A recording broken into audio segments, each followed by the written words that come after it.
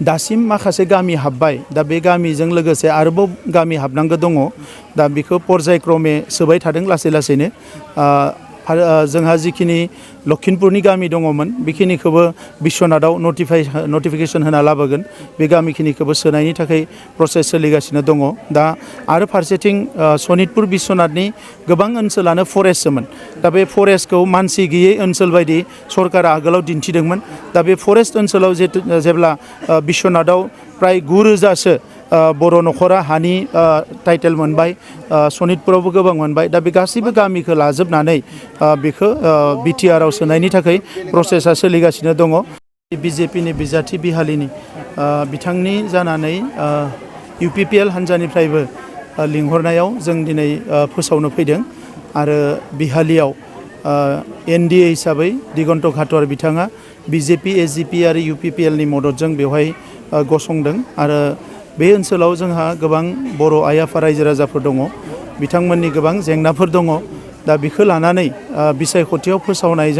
फोसावनायनि हाबाफारिजों लोगोसे जोंनि रायजो राजाफोरनि जेंनाफोरखौ बुजिनो फैदों आरो बेवहायनो आं दिनै नैबे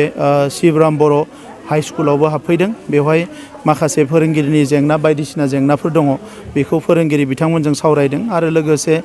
जोंहा बाथौनि माखासे दैदेनगिरि बिथांमोनजोंबो सावरायदों दा बेवहाय थानसालि लुनाय बायदिसिना जेंनाफोर एबा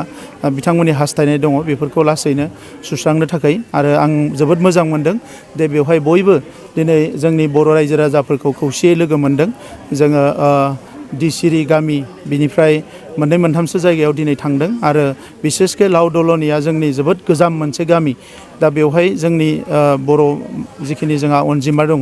गासैबो गावनि राव थुनलाइ हारिमु सोदोमस्रि गासैखौबो लानानै जोबोद मोजाङैनो रायजो जानानै दङ इयुनाव बे गामिखौ जौगाहोनो थाखाय जोंहा खामानि मावनांगोन बे ओनसोलखौ जौगाहोनो थाखाय खामानि मावनांगोन दुलाराय बर' फरायसा आफाद बर' थुनलाइ आफाद बिथांमोना गोबां बेवहाय खामानिफोरखौ मावबाय थायो आङो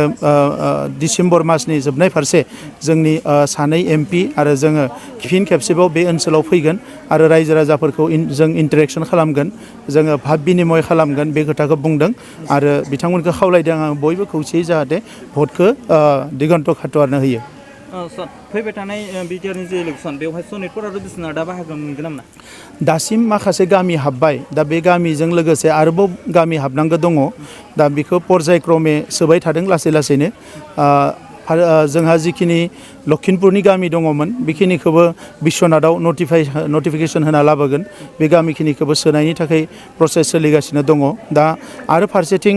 सनितपुर बिश्वनाथनि गोबां ओनसोलानो फरेस्टसोमोन दा बे फरेस्टखौ मानसि गैयै ओनसोल बायदि सरकारा आगोलाव दिन्थिदोंमोन दा बे फरेस्ट ओनसोलाव जेब्ला बिश्वनाथाव प्राय 9,000सो बर' नखरा हानि टाइटेल मोनबाय सनितपुरावबो गोबां मोनबाय दा बे गासैबो गामिखौ लाजोबनानै बेखौ बिटिआरआव सोनायनि थाखाय प्रसेसा सोलिगासिनो दङ जोङो बेखौ बारा हाखा दावरा खालामाखै जोबोद सिस्टेमेटिकेलि लांनो सानदों दा बिटिआर इलेक्सननि सिगाङावनो जिखिनि गामि हाबगोन डिलिमिटेसन खालामनानै बे गामिफ्रा जाहाथे भट होनो मोनो बिटिआरआव थानो मोनो बे प्रसेसखौ जोङो लागासिनो दङ